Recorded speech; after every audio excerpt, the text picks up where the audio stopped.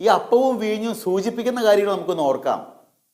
അനേകം ഗോതമ്പ് മണികൾ ഒരുമിച്ച് ചേർന്നാണ് വെള്ളത്തിൽ ചാലിച്ച് അത് അപ്പമായി മാറിയത്. നമ്മളൊക്കെ ഓരോ ഗോതമ്പ് മണി പോലെയാണ്. നമ്മളൊക്കെ ഒരുമിച്ച് ചേർന്ന് ഈ അപ്പമായ പോലെ കർത്താവിൻ്റെ ഭൗതിക ശരീരമായി തീരുന്നു. ഈ അപ്പമാണ് കർത്താവിൻ്റെ ശരീരമായി മാറുക ഏതാനും നിമിഷങ്ങൾക്കുള്ളിൽ.